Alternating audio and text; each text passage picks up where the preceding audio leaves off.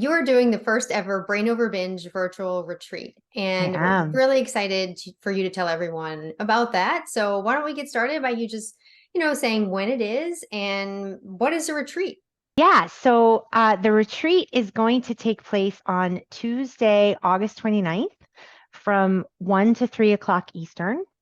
Um, and yeah, I'm really excited to just talk about that whole idea of retreat in general, retreating, the idea of retreat and the benefits of retreat for recovery, all of that, because I think it's a really special practice, and it's not the same thing as a workshop or a coaching call, although there will be elements of that in it.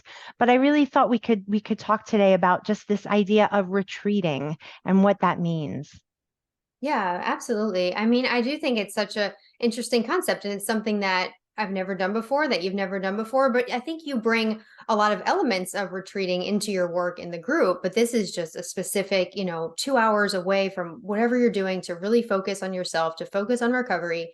So let's just talk about, this idea of retreating and how is retreating going to help people in recovery?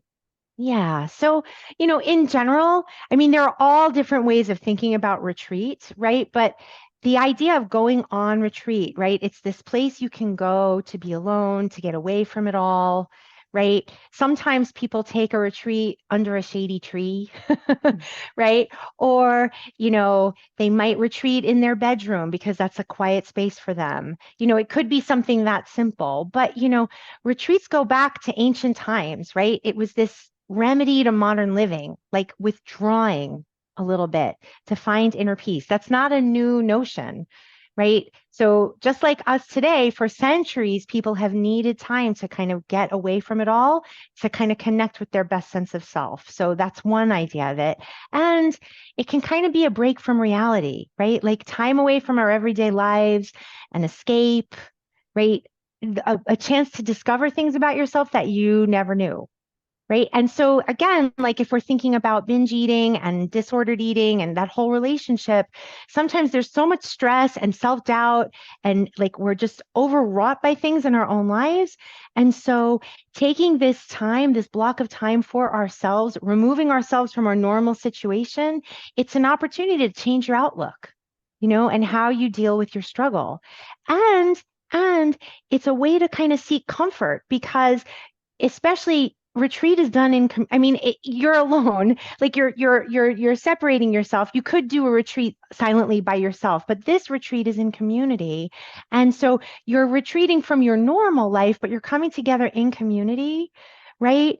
And so even though it's going to be unique and personal to you, I'm there guiding you. There are going to be other people there with you, and so through the different things that we're going to be doing together, you're going to be given these tools to help you overcome the challenge of binge eating, but at the same time, you're going to see you're not alone. And there's something powerful about being together in community, trying out new practices together that can be very, very healing.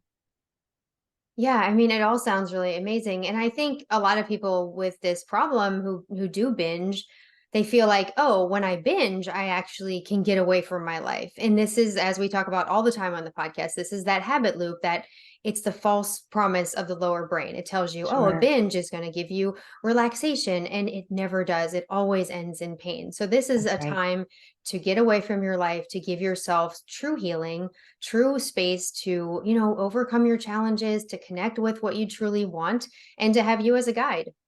Yeah, that's such a great point that, that's one of those excuses that people, permission giving thoughts that people use. Like, I just need a break.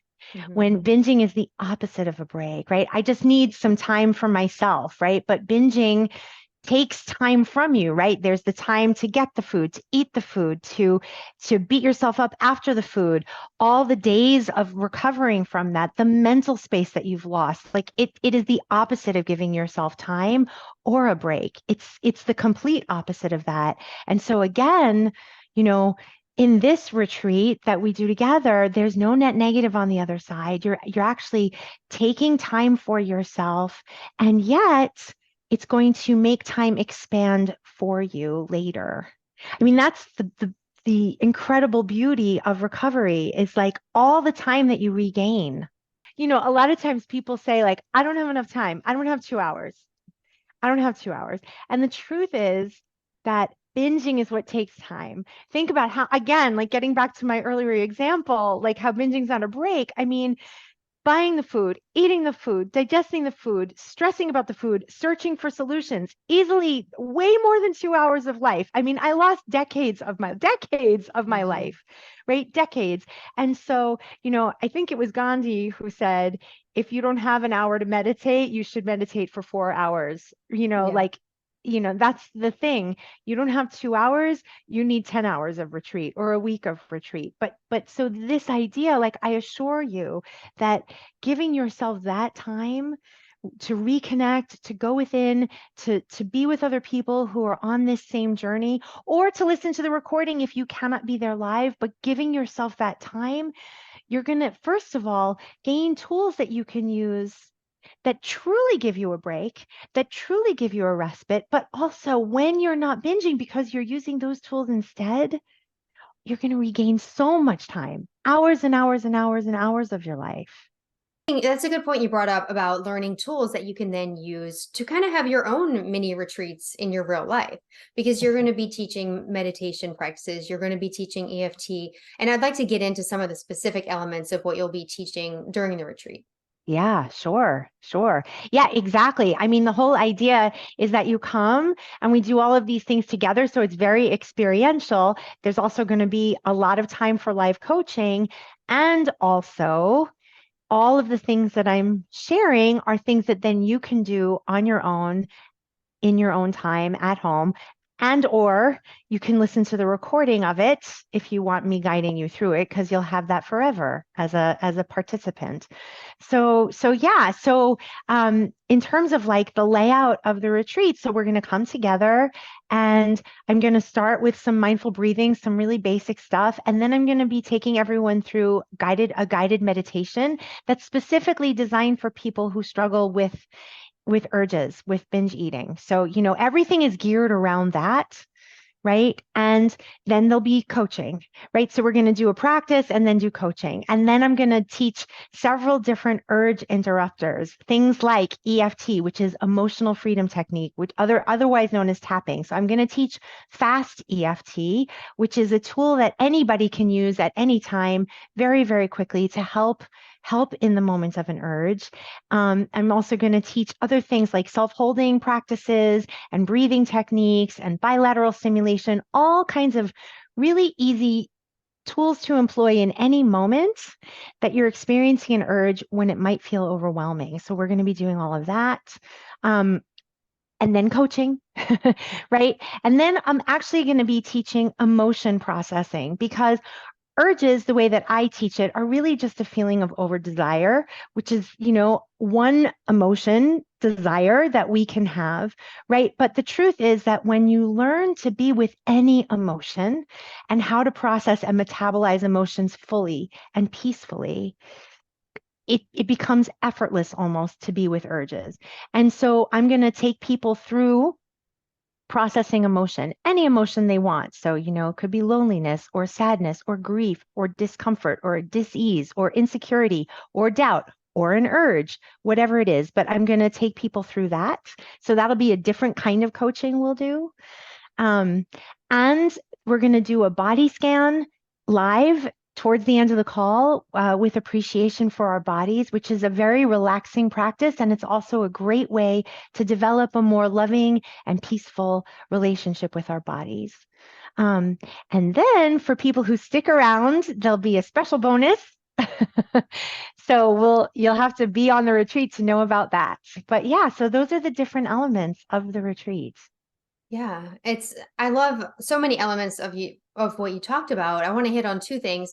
One is the urge interrupters, which I think is so great. And so many things you teach are about really helping someone allow the urge, to be with the urge without letting it lead them into harmful action. So if you're someone right now who you understand the brain over binge approach, you understand that these are primitive drives from your lower brain, you understand that it's not what you truly want, but you can't seem to stop yourself in those moments, this is really going to give you the help you need in that area and really give you that sort of calmness of mind, the clarity to be able to get back in touch with your higher brain. Because, things like meditation strengthen the higher brain.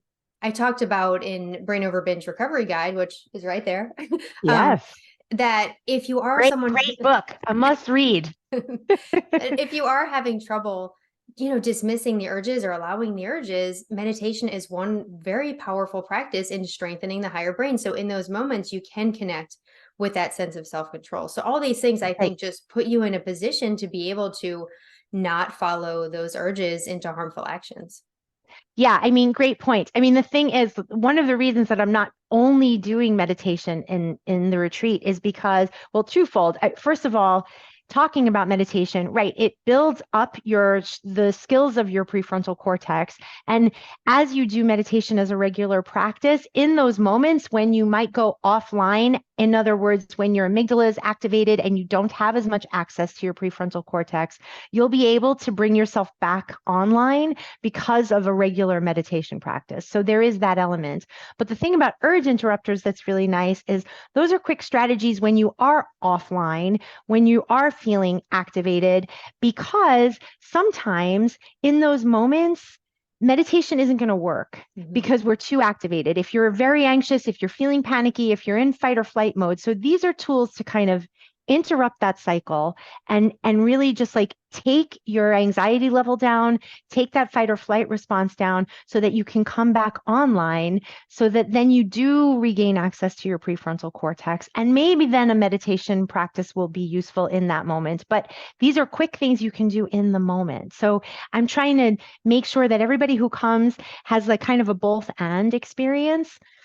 Also, the idea is that you want to have lots of different things at your disposal because one day meditation is going to be just the right thing for you. And another day, you just need to do some deep breaths. And another day, you're going to need to do some emotional freedom techniques, some tapping.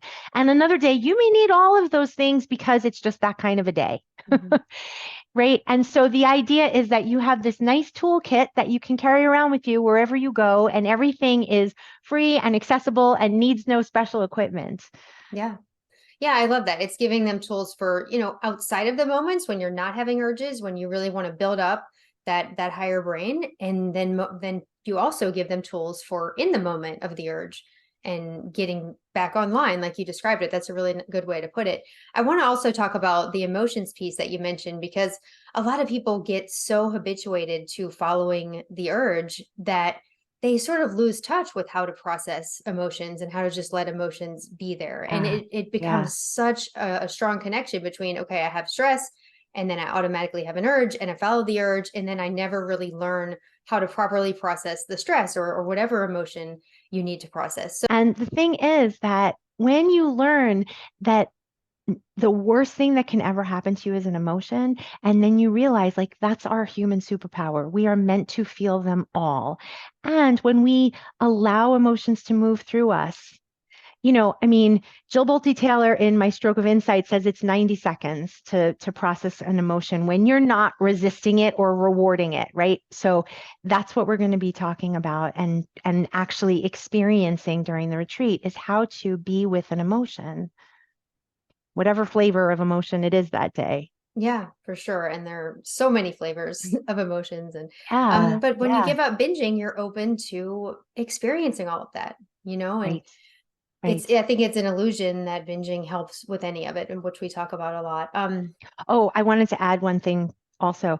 It's not uncommon when people find that they have stopped binging for a while, right? They're successfully allowing urges that all of a sudden it feels like they're having only negative emotions. The negative emotions can feel really intense for a while. And I just want to say also that's why it's so important to learn how to process and be with emotions without fear. At first, when you're not binging and your dopamine pathways are resetting and you're learning to kind of not be on that wild high of seeking the binge and then the crash.